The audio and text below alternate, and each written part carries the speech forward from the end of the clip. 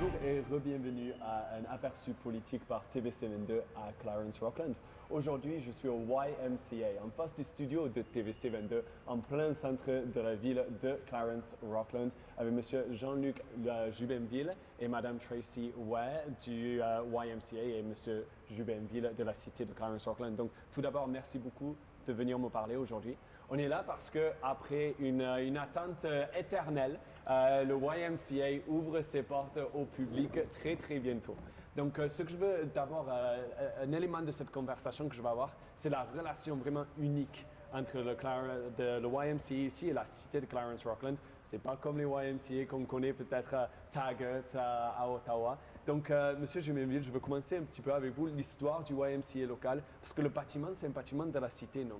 Donc, quand est-ce qu'elle avait été construite et quand est-ce que vous avez pris la décision de demander au YMCA d'être le renter, je ne sais pas comment dire en français, pardon. Le locataire. Locataire, merci beaucoup. Pas de problème. Donc, le projet du complexe récréatif a vraiment débuté, là, je vous dis, l'idée initiale à la fin des années 90, début des années 2000. Donc, il y avait vraiment une volonté de la population d'avoir une piscine intérieure. Puis à ce moment-là, la municipalité, le conseil municipal a décidé de former un comité de citoyens, de gens d'affaires de la région, d'employés municipaux pour voir à la possibilité de construire le complexe. Puis ce comité-là devait voir tous les besoins de la communauté, puis vraiment l'opinion publique, pour après ça aussi donner certains commentaires sur la gestion. Puis c'est à l'intérieur de ce comité-là que l'idée d'aller chercher un gestionnaire extérieur est vraiment est venue. Là. Donc l'idée est venue de ce comité-là. Parce qu'à l'époque, il faut qu'on comprenne que la municipalité n'était pas très grande, pas beaucoup d'employés municipaux. Donc ça aurait été une tâche vraiment difficile pour la municipalité de gérer les opérations d'un tel édifice, parce que c'est quand même un gros édifice relativement complexe. Donc, le comité s'est penché, a été voir sur le marché, voir toutes les possibilités qui pourraient fournir ce service-là. Puis quand ils ont fait leur analyse, le nom du YMCA, YWCA, est vraiment devenu là, au haut de la liste. Quand on pense au YMCA, YWCA, ses valeurs de base, la mission, la vision, ça corrobore bien, très bien avec celle de la municipalité. Donc, le YMCA offre des programmes qui sont orientés vers les familles. Il offre des programmes pour tous les âges, des plus jeunes aux plus vieux. Aussi, ils ont un programme aquatique reconnu à travers le Canada, vraiment impressionnant également. Donc, aussi, même le YMCA subventionne certaines familles qui sont plus dans le besoin, qui veulent venir. Donc, il y a des subventions également. Donc, pour toutes ces raisons-là, il y a encore beaucoup plus. C'est à ce moment-là que la municipalité a décidé d'aller de l'avant avec un gestionnaire qui était un expert dans le domaine des loisirs pour gérer l'édifice municipal. Puis depuis 2008, donc à l'automne 2008, que le complexe est ouvert, puis depuis 2008 là, qu'on est en partenariat avec le YMCA, YWCA. Oui, c'est facile de dire que le partenariat a été un succès quand ça fait tellement de temps que le locataire est ici. Le YMCA, comme vous dites, très connu, même si c'est parce que la chanson, mais quand même, c'est le YMCA absolument, c'est un nom très connu. Vous parlez un peu de ce entente hybride, parce que la cité ne pouvait pas gérer tout ça tout seul, mais vous avez décidé de construire le bâtiment et demander à quelqu'un d'autre de le gérer. Est-ce que ça n'a jamais été sur la table une conversation de demander peut-être au YMCA de faire quelque chose de plus traditionnel, comme ils font presque de partout, c'est de construire un bâtiment eux-mêmes? Pourquoi est-ce que c'était décidé que la cité devait construire ce bâtiment? Je n'étais pas là à l'époque, mais de ce que je comprends, c'est quand même un partenariat qui inclut plus que le YMCA et la municipalité. Ça inclut aussi le conseil scolaire. Puis c'était vraiment une volonté de la population d'avoir un complexe de la sorte. Puis on voulait vraiment que le complexe représente les besoins de la municipalité. Donc je pense que c'était à ce niveau-là que la municipalité a décidé de vraiment construire lui-même puis de rentrer un opérateur par la suite, là. Et donc, comment est-ce que cette relation fonctionne-t-elle en général? Les rôles d'opération, donc, qui gère le jour de jour et c'est qui paye pour l'entretien, les factures, le loyer, tout ça? L'entente entre la municipalité et le YMCA, c'est quand même un document là, relativement épais, beaucoup de pages. Donc, je vais essayer vraiment de simplifier ça là, pour que tout le monde comprenne. Donc, dans le fin fond, la municipalité engage le YMCA pour que le YMCA puisse fournir à la population un service en santé, de mise en forme, puis au niveau des services aquatiques. Donc, en d'autres mots, la ville paye le YMCA pour s'occuper de toutes les opérations, de toutes les activités vraiment qui se déroulent à l'intérieur de l'édifice. Donc, c'est vraiment le YMCA, par exemple, là, qui s'occupe de tout ce qui est opérationnel jour le jour, l'embauche des employés, mettre sur pied les programmes, la publicité, ainsi de suite. Donc, tout ça, là, c'est vraiment le YMCA qui s'en occupe. En parlant de la relation entre le Y local et la cité de Clarence-Rockland, M. Juinville, la présentation qui a été donnée à la cité il y a quelques mois disait que le partenariat avait terminé en 2019. Donc, quelle est l'entente en place en ce moment entre vous? Donc, oui, les ententes initiales, là, il y en a certaines qui sont venues à terme, mais en ce moment, on a renouvelé une entente là, jusqu'au mois de février avec le YMCA. Ce qu'il faut comprendre dans tout ça, c'est que le COVID-19 est venu causer beaucoup de défis, on va dire comme ça, au niveau financier. Donc, c'est des établissements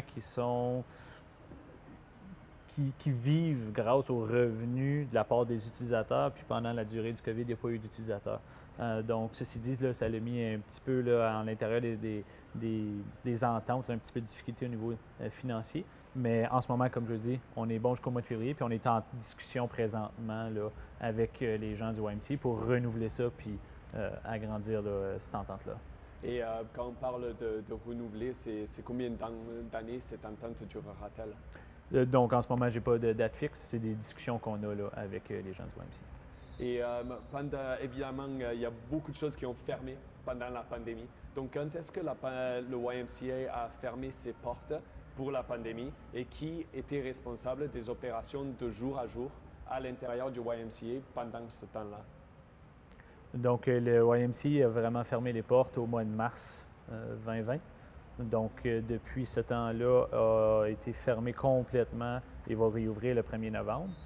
Pendant cette période de temps, c'était quand même, en tant que gestionnaire d'édifice, le YMCA qui s'occupait des opérations jour le jour, de maintenir quand même l'édifice à ce moment-là. Donc, c'est vraiment les employés du YMCA là, qui s'assuraient que le building soit quand même sécuritaire puis en bon état là, pendant cette période de temps. Oui, il y a une subvention, vous avez parlé tout à l'heure que la cité de Clarence-Rockland paye pour que le YMCA reste ici. Est-ce que ça, c'est quelque chose que vous avez dû continuer à payer pendant ce temps-là, même si c'était fermé? Oui, donc il y a une certaine partie des subventions qui ont continué à durer dans cette période.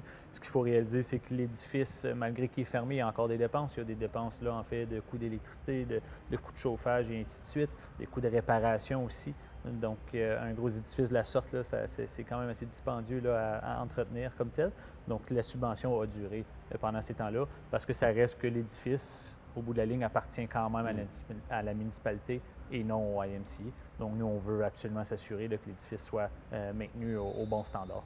Donc, on a établi un peu la relation, on a établi un peu l'historique, mais ce qui est le plus important, c'est le futur. C'est le 1er novembre que le YMCA va rouvrir ses portes au public. Il y a des cours qui vont recommencer. Donc, en parlant de ça, quels sont les services qui seront disponibles pour le public by the YMCA quand les portes ouvriront le 1er novembre?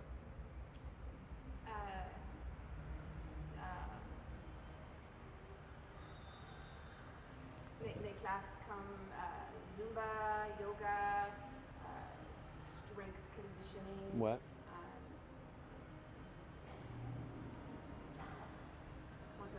Conditioning for. Comme le gym en général. Gym en général, Ouais. oui. Des programmes pour les gens, pour les enfants, comme childminding, gymnastique et les autres choses pour les jeunes. Et la piscine ouverte ou pas? Pas juste le 1er novembre, mais peut-être un peu mid-novembre. Mi-novembre, quelques semaines après? Oui. Ah, fantastique. Donc la piscine rouvrira peut-être un peu plus tard. Monsieur Jumenville, la piscine, si je comprends bien, est en train de. Il y a quelques travaux qui sont plutôt normaux là-dessus, d'un côté sanitaire aussi. Et si je comprends bien, le YMCA prend du temps à faire d'autres cleaning process, comme on dit en bon français, avec la piscine pendant ce temps-là, non? Exactement. Donc, il y a certains travaux qu'on est en train d'effectuer là, à ce moment-ci pour être prêt là, à vraiment réouvrir puis à s'assurer de la sécurité des gens. Là. Certains petits travaux que le Bureau de santé nous demande de faire présentement pour être prêt justement pour la réouverture, pour accueillir des gens. Donc, Fantastique. Et il y a quelques classes qui sont disponibles le 1er novembre. Et vous avez dit mi-novembre pour la piscine. Mi-novembre aussi, peut-être pour plus de classes? C'est possible, oui. Fantastique, fantastique. Et Taggart, parce que Taggart est déjà ouvert, ça offre des classes aussi. Du côté sanitaire, M. Jubenville, quelle importance placez-vous sur, vu comme c'est un bâtiment de la cité de Clarence-Rockland aussi, pour avoir des mesures sanitaires en place? On sait qu'il y a le passeport vaccinal aussi en place avec le gouvernement provincial en ce moment. Exactement. Donc oui, le YMCA a une expérience, justement, comme que vous avez mentionné, avec les autres centres. Donc, applique vraiment à la lettre là, ce qui est recommandé et par les bureaux de santé locaux, mais aussi par le gouvernement de l'Ontario. Donc, c'est certain qu'il y a une politique à l'interne au niveau de la vaccination. Donc, c'est certain que la vaccination va être obligatoire, là, telle que demandée par le gouvernement. Puis aussi à l'intérieur, les employés même du YMCA ont une politique à l'interne, puis 100 des employés du YMCA le sont vaccinés. Donc, c'est certain que la priorité va être donnée là, à la sécurité puis la salubrité des lieux là, quand on va réouvrir le 1er novembre. 100% déjà, ça c'est très bien de l'entendre. Je suis sûr que ça va rassurer beaucoup de personnes aussi. Nous savons qu'il y a une relation unique entre vous deux. Et puis, en termes des gyms à travers la province, à travers le pays, ils ont ouvert, ils ont fermé, ils ont ouvert, ils ont fermé pendant les 18-19 derniers mois. Mais le YMCA a pris la décision, en conjonction avec la cité, de ne pas rouvrir avant le 1er novembre. Donc, pourquoi est-ce que vous avez pris la décision de ne pas ouvrir avant la date que vous avez mise en place? Donc, c'est comme vous l'avez mentionné, là, donc c'est une décision autour de table. On a travaillé ensemble à voir quelle date serait la plus logique pour ouvrir. Donc, une des raisons, c'est qu'on voulait attendre. Il y avait la possibilité, là, quand on discutait au mois d'août, quand on était permis au mois d'août de réouvrir, il y avait une discussion entourant qu'est-ce que va avoir de l'air la pandémie et le nombre de cas au retour en classe. Quand les élèves vont retourner en classe, il y avait une inquiétude entourant ça. Donc, c'est pour ça qu'avec le YMCA, avec la municipalité et l'administration, on a pris une décision de repousser un peu après l'ouverture des classes. Donc, la date du 1er novembre, à ce moment-là, c'est là qu'elle a été un peu trouvée. De notre côté, il fallait gérer les risques parce que c'est certain que si on réouvre un édifice, on engage beaucoup d'employés, mais que les gens ne reviennent pas, bien, il y a des gros déficits qui pourraient être occasionnés. Donc, il fallait être un peu logique là, dans notre approche. Puis, comme j'ai dit, c'est la date du 1er novembre qui était la date magique là, de notre côté. Et juste en parlant du côté de l'argent, j'avais mentionné tantôt la présentation que la cité a eue de la part du YMCA plus tôt pendant l'été. Et il avait l'air qu'il y avait une disparity, comme on dit en bon français, entre les coûts et les revenus du YMCA. D'à peu près 500 000 $. Est-ce que vous pouvez nous expliquer ça? Parce que je suis sûr qu'il y a une bonne explication sur ça.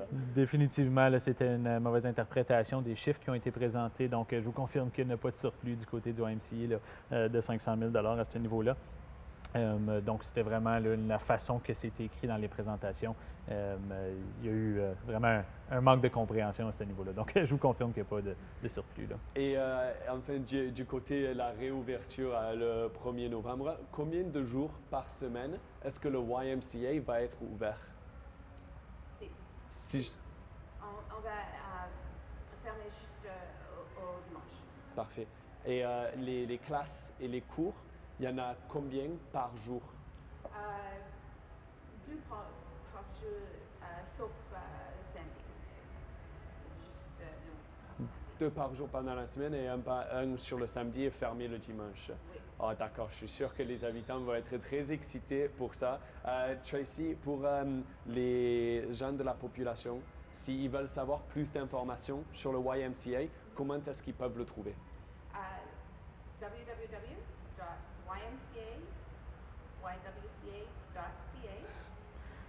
ou sur les plateformes sociales comme Twitter et Facebook. Fantastique, fantastique. Et M. Jubenville, du côté de la cité, je sais que vous travaillez très fort là-dessus, je sais que vous travaillez en conjonction avec le YMCA.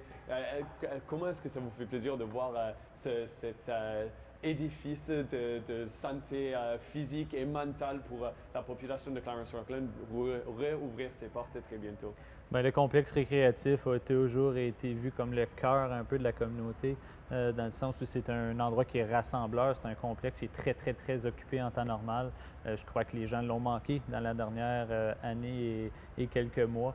Donc, c'est pour nous, puis on entend déjà des commentaires de la population demandant de revenir. Donc, je pense que l'ensemble du conseil municipal puis l'ensemble de l'administration est vraiment là, contente de voir qu'enfin, on va réouvrir les portes et que les gens vont pouvoir se divertir. C'est important pour la communauté. Et pour vous, avec l'équipement qu'il y a disponible ici, qu'est-ce que vous utiliserez? Je vais m'essayer, là. Ouais, je vais toutes les essayer, on va dire. Toutes les essayer. Donc, on va vous voir aux classes de Zumba, aux classes de yoga aussi. Ouais, j'espère. Si vous venez avec moi, je vais y aller. Absolument, absolument. Tracy, Jean-Luc, merci beaucoup de nous avoir parlé aujourd'hui. Merci beaucoup d'avoir expliqué un peu à la population ce qui va être offert.